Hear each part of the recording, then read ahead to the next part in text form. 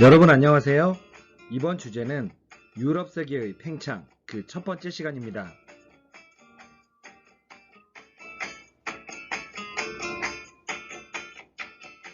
신항로의 개척을 살펴보겠습니다. 학습 목표 유럽 세계가 신항로 개척에 나선 배경과 과정을 이해한다. 아메리카에 진출한 유럽인이 선주 문명과 어떤 관계를 맺었는지 이해한다. 15세기 말이 되면 에스파냐와 포르투갈을 중심으로 유럽은 신항로 개척에 앞장서기 시작했습니다. 유럽 사람들은 왜 이렇게 신항로 개척에 열을 올렸을까요? 첫 번째 이유로 동양에 대한 관심이 늘어나면서부터였습니다. 십자군 전쟁으로 동방무역이 활발해졌고 특히 마르코 폴로가 쓴 동방견문록은 유럽인들의 호기심을 엄청 자극했죠. 동방견문록은 재미를 위해서였는지 동양에 대해 과장되게 쓴 게 많았어요. 예를 들면 코뿔소를 보고 전설 속의 동물 유니콘이라고 묘사했고요. 코끼리를 보고는 덩치도 큰데 귀도 크니까 귀를 펄럭이면 날아다닐 수도 있다. 뭐 이런 식으로 썼어요. 되게 웃기죠. 특히 황금의 섬 지팡구에 대한 내용이 하이라이트였죠. 그 내용을 보시면 또 한 가지 놀라운 것은 그 섬 군주의 궁궐이다. 그는 온통 순금으로 뒤덮인 멋진 궁전을 갖고 있는데 우리가 집이나 교회를 나판으로 덮듯이 금으로 씌워 놓았다. 이렇게 황금으로 뒤덮였다고 쓰인 지팡구는 바로 일본이었습니다. 이때부터 일본은 유럽인들 사이에서 지팡구로 알려졌고요. 현재 일본을 재팬이라고 부르는 거죠. 그런데 일본에 진짜 황금이 넘쳤을까요? 당연히 아니었죠. 마르코 폴로가 친 뻥에 유럽 사람들이 낚인 거죠. 두 번째 이유로는 프레스터 존 왕국의 전설 때문이었는데요. 사실 이것은 교과서에는 소개되지는 않지만 그래도 이야기해 드릴게요. 중세 유럽 사람들은 동방 어딘가에 거대하고 풍요로운 크리스트교 왕국이 있다는 전설을 믿고 있었습니다. 특히 이슬람으로부터 방패 역할을 하던 비잔티움 제국이 멸망하자 유럽 사람들은 두려움에 대한 극복을 위해 이 전설을 다시 떠올리기 시작했다고 합니다. 하지만 앞에 두 가지 이유보다 가장 현실적인 이유는 바로 향신료였습니다. 향신료 중에 대표적인 것이 후추죠. 유럽 사람들은 음식에 후추와 같은 향신료를 넣어 먹기를 좋아했는데 이 향신료는 주로 동남아시아에서 재배되었죠. 그래서 유럽 사람들은 이 향신료를 동서무역을 독점한 이탈리아 상인들이나 이슬람 상인들을 통해서 비싼 값에 사 먹어야 했죠. 아무리 생각해도 뭔가 쌀 것 같은데 하며 직거래로 향신료를 직접 구하고 싶어 했죠. 아무튼 향신료를 구하기 위해 직접 아시아로 가려면 배를 타고 꽤 멀리 가야 했는데 항해 기술 없이는 불가능했죠. 하지만 십자군 전쟁 이후 조선술이 발달하고 특히 나침반이 들어오면서 원거리 항해가 가능해졌습니다. 나침반, 방향을 알아야 배가 제대로 가겠죠? 만약 나침반 없이 항해를 떠났다면 결국 방향을 잃고 바다 한가운데서 길을 잃어서 표류하다가 죽게 되는 거죠. 그리고 항해 중에 무슨 위험에 처할지 모르기 때문에 배를 튼튼하게 만들어야 했고 또한 대포 같은 무기도 장착할 수 있어야 했습니다. 이러한 조선술이 유럽에서 발달했습니다. 특히 신항로 개척에 가장 적극적으로 나섰던 나라들은 에스파냐와 포르투갈이었습니다. 두 나라는 가장 서쪽 사이드에 위치해서 지중해 무역에서는 소외되어 있었기 때문에 직거래를 위해 지중해가 아닌 다른 루트가 필요했습니다. 그리고 이 두 나라는 이슬람과의 싸움을 통해 왕권을 강화해 갔기 때문에 이슬람에 대한 적개심이 가장 높았고 아까 얘기한 프레스터 존 왕국의 전설을 강력하게 믿고 있었고 그들을 찾아 동맹을 맺으려 했죠. 그래서 국가적으로 탐험가들에 대한 지원을 아낌없이 해주었습니다. 가장 먼저 신앙도 개척에 나선 나라는 포르투갈이었습니다. 여러분 여기서 한 가지 이야기하자면 프린트에서는 포르투갈과 에스파냐 나라별로 개척 과정을 정리해 놓았는데요. 설명은 개척이 진행된 순서대로 할게요. 잘 따라오시기 바랍니다. 포르투갈의 탐험가 바르톨로메우스 디아스는 아프리카의 남단 희망봉을 발견했습니다. 디아스는 리스본에서 출발하여 아프리카를 쭉 타고 가 아프리카 남단 희망봉에 도착했는데요. 원래 이곳의 이름은 폭풍의 고지라고 합니다. 당시 디아스는 이때 폭풍우를 만나서 거의 멘붕 상태였대요. 그리고 디아스는 이 폭풍우를 해치고 더 가고 싶었지만 이미 겁먹은 선원들이 그냥 돌아가요 해서 다시 돌아오게 된 거죠. 나중에는 인도로 가는 희망을 얻었다고 이곳을 희망봉이라고 이름 붙였어요. 이 소식을 듣고 배가 아팠던 에스파냐는 콜럼버스라는 이탈리아 탐험가를 적극적으로 지원했습니다. 콜럼버스는 여기저기 나라를 돌아다니면서 개척 조건을 파격적으로 제시했다가 까였었는데요. 그가 제시한 조건은 귀족 신분을 달라, 개척지의 총독자리를 달라, 개척지 수입의 10%를 달라 등등등 굉장히 많았어요. 그래서 다른 나라들은 꺼져라고 했습니다. 그러나 에스파냐의 이사벨 여왕은 그 조건을 수락했어요. 그는 지구는 둥글기 때문에 꼭 동쪽이 아니라 서쪽으로 가다 보면 인도가 나을 것이다 라고 생각했죠. 그래서 서쪽으로 가보니 진짜 육지가 있었죠. 아메리카 대륙을 인도로 착각했던 거죠. 그리고 콜럼버스는 죽을 때까지 이곳이 인도라고 믿었습니다. 그래서 그가 이름 붙인 서인도 제도는 바로 쿠바, 아이티, 도미니칸 공화국이 있는 이쪽을 이야기하고 있어요. 만약에 콜럼버스가 이 땅은 인도가 아니라 새로운 땅이에요 라고 했다면 이 대륙의 이름은 콜럼버스의 이름을 땄을 텐데 나중에 아메리고 베스푸치란 사람이 여기를 와서 여기는 새로운 대륙인데? 라고 해서 이 대륙의 이름을 아메리고의 이름을 딴 아메리카라고 붙인 거죠. 한편 희망봉을 발견한 후 느긋해하고 있던 포르투갈은 콜럼버스가 인도를 발견했다는 소식을 듣고 신항로 개척에 더욱 가속도를 냅니다. 그리고 바스쿠 다가마라는 탐험가가 내가 다가마 라고 하며 죄송합니다. 희망봉을 넘어서 마침내 인도의 캘리컷에 도착하는데 성공했죠. 지금 빨간색으로 표시된 게 바스코 다가마의 루트예요. 이렇게 희망봉을 돌아서 쭉쭉 거쳐서 인도의 남부 캘리컷에 도착했죠. 포르투갈은 드디어 향신료를 직접 수입해 올 수 있었습니다. 바스코 다가마의 소식에 에스파냐 역시 가만히 있지 않았겠죠. 탐험가 마젤란을 지원하여 남아메리카를 거쳐 태평양을 돌아 필리핀까지 도착했습니다. 당시 에스파냐의 왕이 펠리페 2세였거든요. 그래서 그들이 도착한 이 섬을 펠리페 2세의 이름을 따서 필리핀이라고 이름 붙였죠.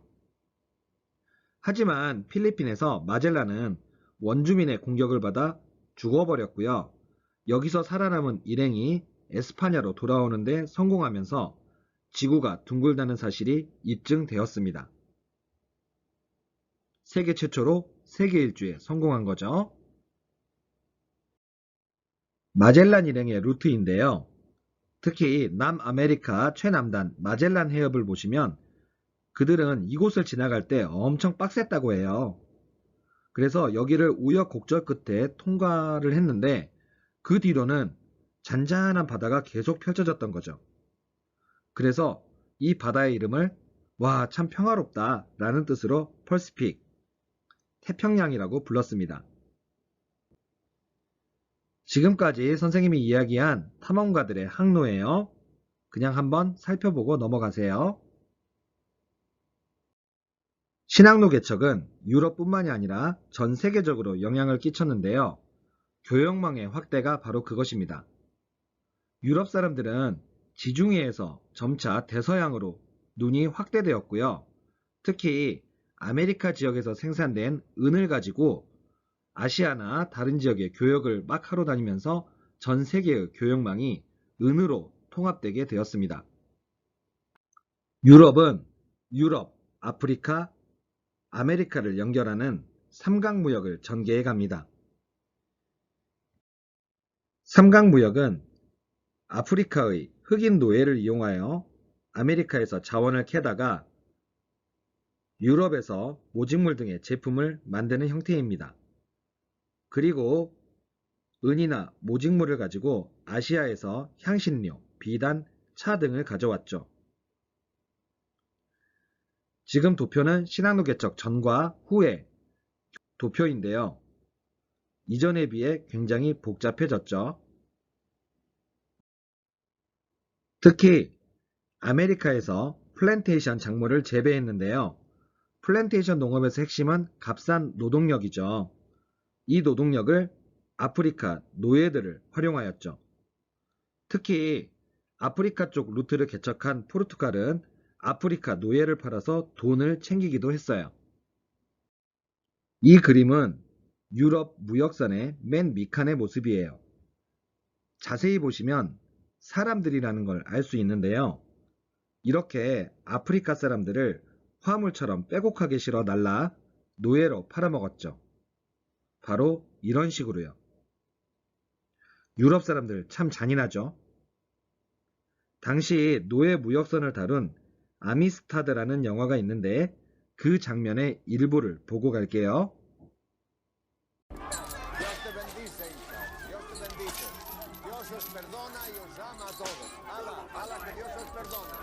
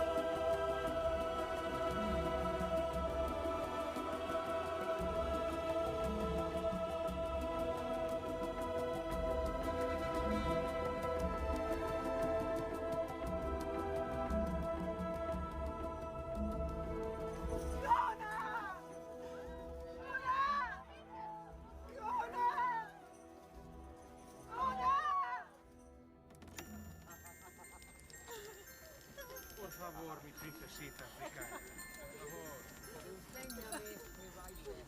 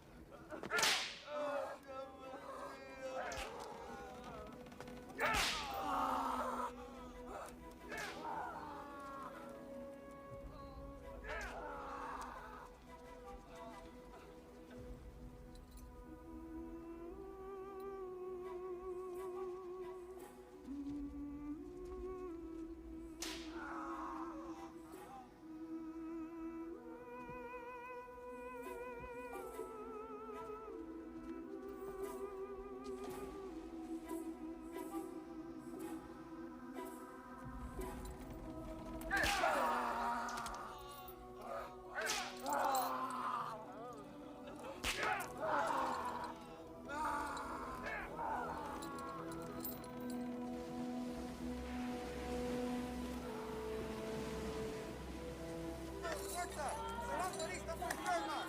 Esta tampoco no le das nada. No me toques. Estas sí están bien, reina, la comida. Tampoco esta tómala. Las que están sanas. Este está enfermo, no le des nada. Dales comida solo a los que están sanos. Yeah. Esta sí, sí. ¡Esta! ¡Esta no! ¡Esta! ¡Esta no! ¡Esta no! ¡Ninguna esta!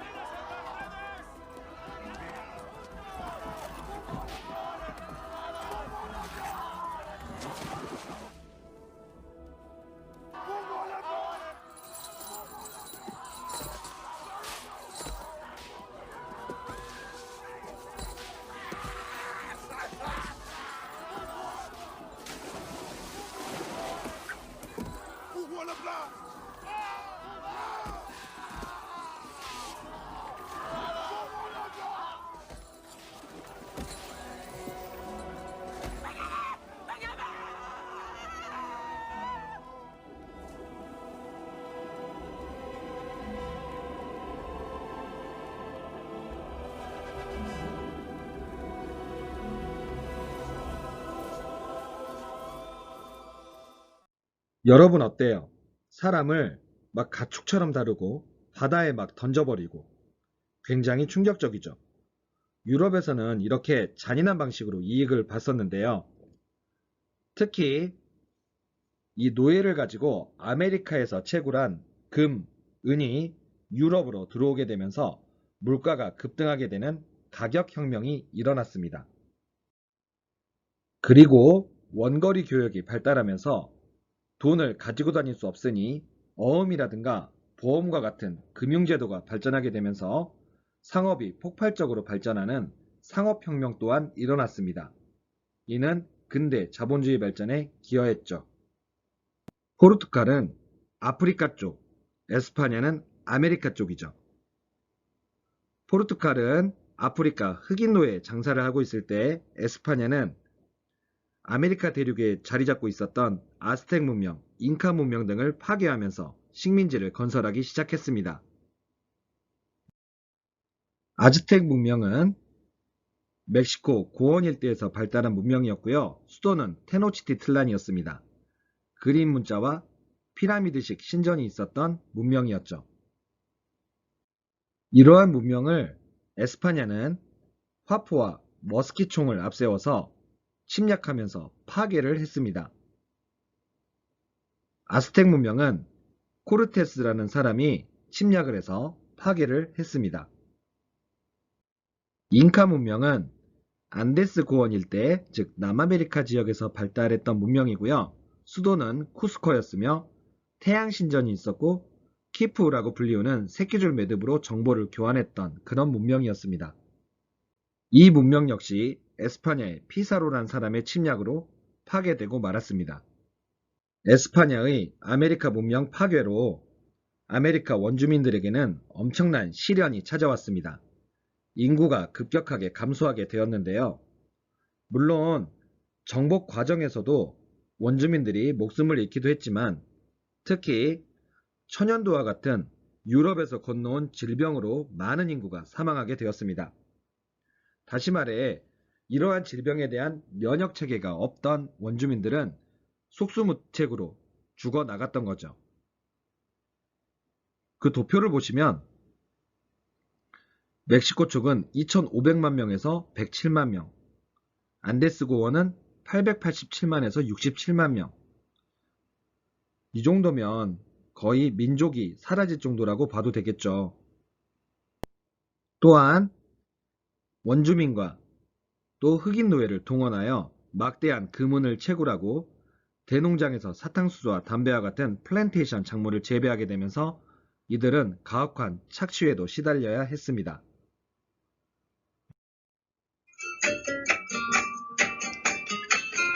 이 시간에는 여기까지 하도록 하겠습니다. 다음 시간에는 신학로 개척으로 인해 발전하게 된 절대 왕정에 대해 수업할게요. 여러분 고생하셨어요. 안녕.